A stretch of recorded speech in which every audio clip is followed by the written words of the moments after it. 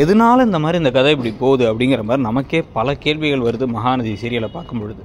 ஒரு பக்கம் வந்து பார்த்தீங்க அப்படின்னா வந்து இந்த குமரன் அண்ட் கங்கா இவங்களுடைய காதல் அன்பு முதல்ல வந்து குமரனுடைய ஒன் சைடு லவ்வாக இருந்தது. கொஞ்சம் கொஞ்சமாக வந்து முழு காதலாக மாறி இப்போ இவங்க ரெண்டு பேருமே வந்து ஒருத்தர் புரிஞ்சுக்கிறது, ப்ளஸ் வந்து கங்காவுக்காக குமரன் இவ்வளோ பெரிய விஷயத்தை செய்யணும்னு நினைக்கிறது அப்படிங்கிறது எல்லாமே நல்லாயிருக்கு. அந்த அவங்களோட ஒரு போர்ஷனே நல்லாயிருக்கு. அந்த கப்பலுடைய கெமிஸ்ட்ரியை இயல்பாகவும் நல்லாவுமே வந்து கொஞ்சம் கொஞ்சமாக வந்து ஒர்க்காக ஆரம்பிக்குது.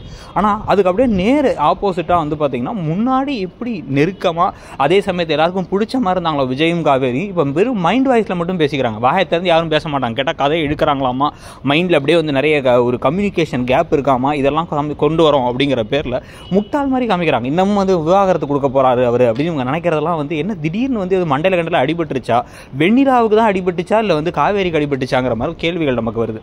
இவர் என்ன கொடுத்த பத்திரத்தை இவங்க வாசித்து பார்க்கலையாமா, இதில் அடுத்து இன்னொரு கேவைசி வாங்கி சப்மிட் பண்ணி அந்த ஓனர்ஷிப் மாறினதுக்கப்புறம் தான் இவர் சொல்லுவாராமா, அது வரைக்கும் டிவோர்ஸ்ன்னு சொன்னால் இவர் வந்து அதெல்லாம் தடுத்து நிறுத்த மாட்டாராமா, திடீர்னு இவங்க கிளம்பி ஓடிகடி போயிட்டா என்ன பண்ணுவாருங்கிற மாதிரி பல கேள்விகள் வருது.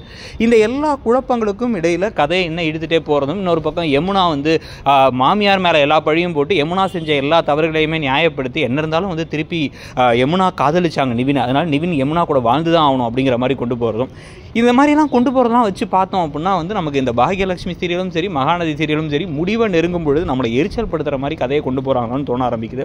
இதை மாற்றி அமைக்கிற மாதிரி சீக்கிரமாகவே வந்து விஜய் காவேரி கிட்ட உண்மையெல்லாம் சொல்லி தெளிவுபடுத்துவாரா, இல்லை மைண்ட் வாய்ஸை தான் கதை போகுமா, நீங்கள் எப்படி போகுதுன்னு நினைக்கிறீங்கிறத சொல்லுங்கள்.